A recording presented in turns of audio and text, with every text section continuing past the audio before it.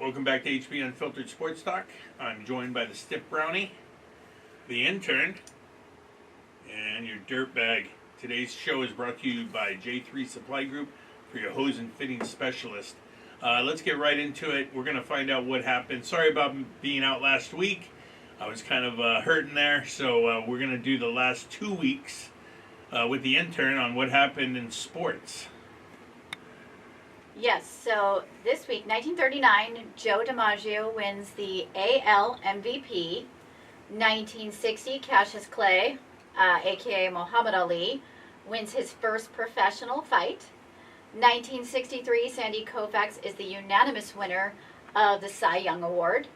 Also in 1963, Detroit Red Wings right-wing Gordie Howe scores his 544th career goal in a 6-4 loss to Montreal. 2019, All-Star point guard Kyrie Irving pours in 50 points, setting a new NBA record for points on a debut with a new team for the Brooklyn Nets. 2021, Michael Jordan's 1984 Nike Air ships sells for $1.472 million at Sotheby's, a new record for sneakers at an auction. 2021, Tom Brady becomes the first quarterback in NFL history to record 600 touchdown passes when he hits Mike Evans in the first quarter of the Buccaneers' 38-3 rout of the Chicago Bears. And for birthdays, we have turning 31, professional golfer Xander Schauffele, and Caitlyn Jenner turning 74 years old. So happy birthday. Caitlyn Jenner. Dude, the Kardashians screw everybody up. Yeah. He was one of our best Olympians. Yep, 1976. Gosh. Won the decathlon. Gold medalist. You have to be an alpha male, and now she's a... Now Whatever she is. Now instead of the decathlon, she wants to do the heptathlon. Oh boy. Good Lord. Zing. Zinger. I bet you could still win. Let's get right into it, All dirtbag. right, World Series. We got Texas Rangers, Arizona Diamondbacks. Congratulations, guys. 2 wild cards. Yeah. The 5th best team in the AL and the 6th best team in the NL. Amazing. Obviously setting a record, correct? Yeah. Because I don't think that's ever it happened. has to be. Like two wild cards, and on the last day of the season, the Rangers had a chance. All they had to do was beat the Mariners 1 game, and they would have been. You know what? They would have hosted Houston. They would have lost it because nobody can win a home game. Yeah. So they actually did a better job coming from the wild card spot. It's pretty impressive that Texas was able to go undefeated on the road this entire postseason. Dude, that guy Garcia and Corey Seager. Yep. I mean, they're beasts. And their pitching's insane. Yeah. And they don't even have, well, they now have Max Scherzer back, but they don't even have their best pitcher, DeGrom. Yeah. I mean, it's pretty impressive. I can actually pinpoint why the Houston Astros lost this series, and it's one player, Kyle Tucker. The guy led the American League in RBIs. He did not have 1 RBI in the series. Ouch, I didn't know that. He was 0 for 20. He was 1 for 24, something like that, in the series. Ouch. You can't do that if you're he was like an MVP type candidate. Like he's gonna finish like 3rd or 4th in MVP voting for the regular season, and to just go that flat. I mean, the pressure obviously got to him, man. Overwhelming. I don't know how you slumped that hard. But dirtbag, we hate the Houston Astros. Oh no! I mean, let's trust face me, it, I'm they're very cheaters. excited. I don't know why I haven't gotten my Texas Ranger hat from lids.com yet. I got to give them a call because I'm going to put that hat on. I love Texas in the next series. They're minus 180 favorites. Arizona's a plus 160 dog. I don't think the game, or the series I should say, is going to go 7 games. I really think you have the hottest team in baseball with Texas going against a really scrappy team in Arizona, and I just don't think Arizona has the firepower to keep up with Texas. I think Texas is going to win it. Remember, this series is 2-3-2, so the first 2 will be in Texas, and then Diamondbacks get 3 in a row at home to maybe possibly turn the series. From a gambling standpoint, I absolutely love the overs unless they get to be too outrageous. Both ballparks, the ball flies, especially if they've got the roof closed in Arizona. Oh, that helps that ball really fly out of there. actually, we're getting into late October. I know it's still hot out there and it feels like summer, but I think it's going to be good enough to open both of these. Yeah, I mean, both of the stadiums are beautiful. Texas Stadium's brand new. I mean, it's only a couple years old. So They should play with the roof open if they can. For me, I like the starting pitching and the bullpen that Texas has. I also like the offense that Texas can bring because they can hit the long ball, especially with Garcia. I just don't know how Arizona is going to keep up with them. Yeah. And you got Bochy, and Bochy's won 2 World Series already with the Giants.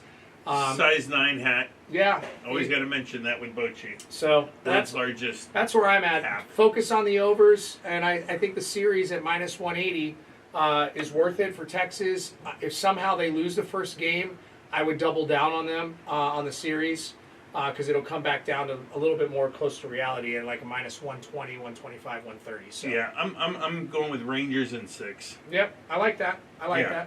that. I want to see them win on their home field, and I want an extra couple games to watch before it goes dormant. And kudos to Torey Lovello, the head coach for Arizona. Because he's been in the minor league system for a very, very, very long time. He got the bench coach at Arizona, and then they obviously moved him up to the head coach.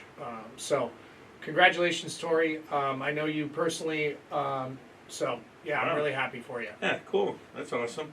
All right, let's go to college football real quick. The last couple of weeks, man, USC is just a train wreck, man. They looked terrible against Arizona, then terrible against Notre Dame, and now terrible against Utah. Utah's got their number. Thank God we don't have to play them anymore.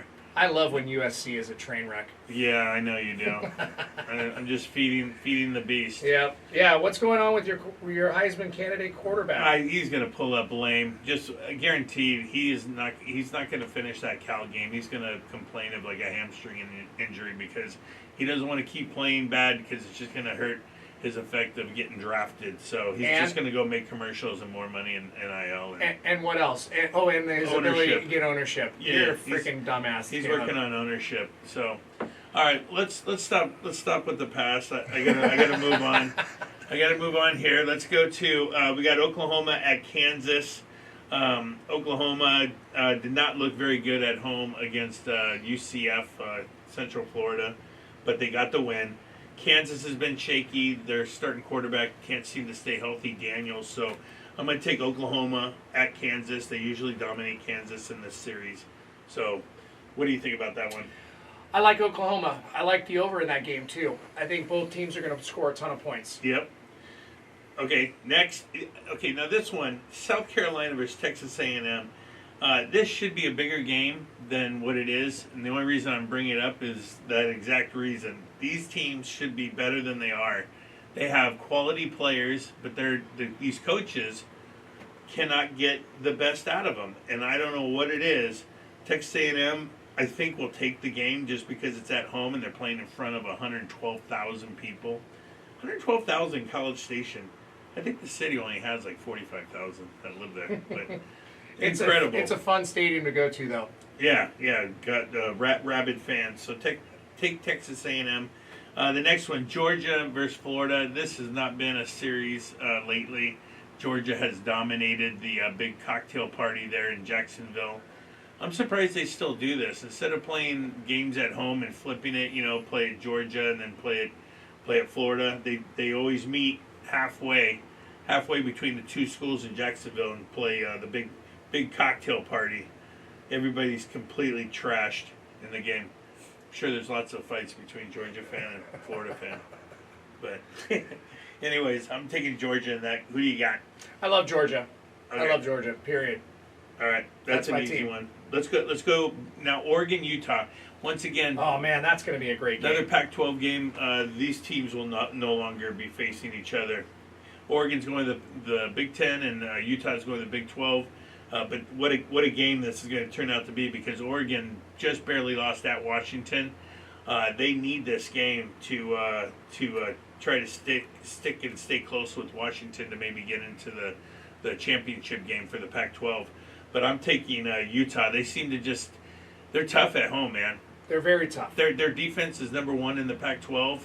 overall in almost every category. So I think they can shut down Oregon, or at least slow them down and score enough points to win. You're going to give me 6.5 points at home. I'll take that all day. Oregon's long. favored by 6.5. Yep. On the road. Yep. That's crazy. Take Yep. Utah definitely plus 6.5 at home in that environment. Yep.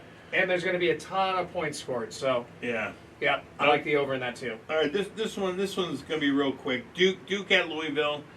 Duke doesn't have their starting quarterback. They're playing with a backup. They played Florida State tough, but they still end up losing that game. I'm gonna go with Louisville at home against Duke.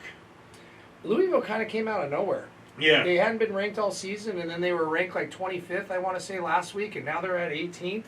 because they beat Notre Dame. They crushed Notre Dame actually. Yeah.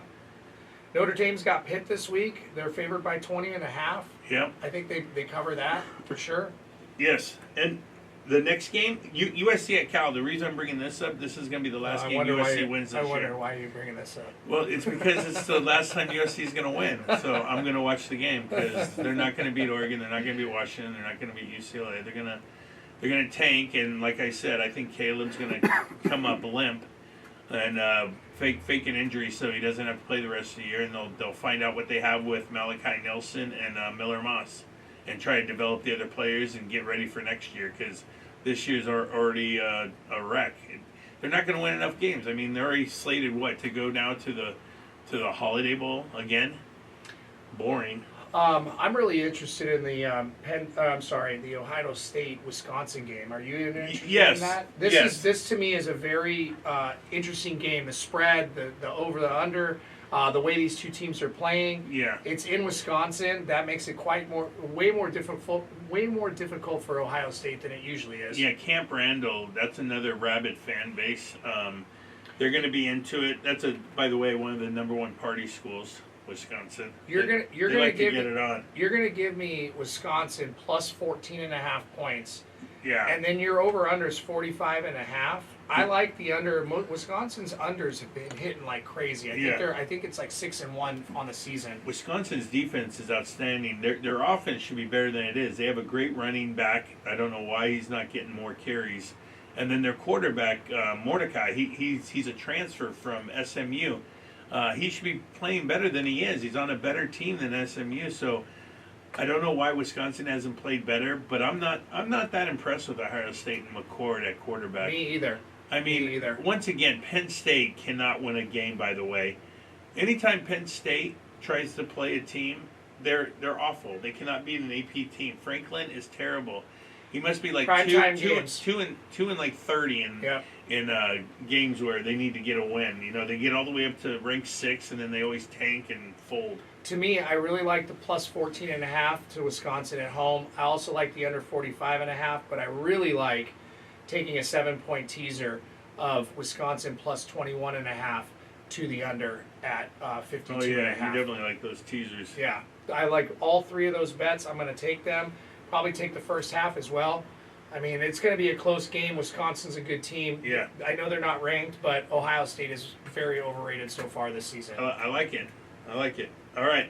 Now we're going to move on to the NFL. What do you like so far, Stiffy, in the NFL? I absolutely love, and we've been telling everybody on the podcast that it's 7-point teaser season because it's way too close in every single game. I like to try to get points, but I also like to take the favorites at home where they're basically they just got to win. So this week I really like the San Diego Chargers at home San Diego against Chicago Bears minus 1.5 and a 7-point teaser. I like Pitt taking them up to 9.5. They're at home against Jacksonville. Jacksonville I'm not very impressed with. Pitt is playing a lot better these last 2-3 weeks. I absolutely love Dallas at home. It's a pick-em. They're playing the Rams. We know that the Rams are struggling right now. Yeah. Philadelphia is a pick-em. This happens to be on the road in Washington, and I know it's a rivalry game, but the Eagles have to come out and do something. They've looked flat the last 2 weeks. They're going to come out. They need to make a statement. Yeah, they're going to ball. They're going to ball. I like Baltimore minus 1.5. All they got to do is win by a field goal against Arizona. They're at Arizona. Arizona sucks. You got to be kidding me. That's all it is? Yeah. Oh, the teaser. Teaser, yeah. teaser, oh my friend. God. Teaser, oh my my friend. God. I'm just like, what is going on? And then on Monday night, I absolutely love Detroit -1 at home against the Las Vegas Convicts. Yes. The over 39.5 I also love because at home Detroit, for whatever reason, golf can actually play some football. Yeah. On the road, they're an absolute dumpster fire of a team. Right. But at home, -1 Detroit to the over. They're going to score a lot against, again, the Las Vegas Convicts, Matt Sloan. And that's what I like. That's what I like this week. So pair them however you want to pair them. Those are my games. Yeah, the NFL, man, all these games are close. There's hardly any blowouts. Every Yeah. now and then you'll get that, what Miami did, Well, I can totally understand if people want to go the other direction and take the points, especially in some of those games like Chicago. But, I mean, Chicago doesn't have their quarterback. Yeah, So. Chicago's bad. But, yeah, anyways, I absolutely love those. Get some Pitt, 9.5. Come on. Yeah, let's do it. At home. There's no way Jacksonville keeps up with Pitt. Yep, and hey, we've talked about before. This is the best time of the year, October. Now we got the start of the NBA. Oh, yeah, let's talk about that. Lakers, I mean, that was a tough opening. To go against the Denver Nuggets, I mean, Denver Nuggets, they looked amazing. They hit every shot, it seemed like. Don't worry, Laker fans. I think the Lakers will be good. But, Stiffy B, give us the spreads on if you want to place money on who you think's going to win the NBA championship, because I got my favorite. Okay, the Bucks are the lowest, and they're at +390. You got the Boston Celtics at +410, Denver Nuggets at +510, Phoenix Suns at +630, and then rounding things out, Lakers at +1300, Clippers at +1900, and the Philadelphia 76ers at +2200. Okay. Now, remember, last year we took the Denver Nuggets and we won. Yeah. Yeah. Yes. And it was like +900. Yep. This year, I got to go with, as long as they don't get injured, I'm going with the Bucks, the East, and I'm going with the Suns. I absolutely like both of those picks. And Beal, Booker, and Durant are going to be a beast. Yep. Sorry for your Philadelphia 76ers fans out there. They're just not that No. good. No. Another bad season. Cheers. Let's make some money this weekend. 76ers like the Angels.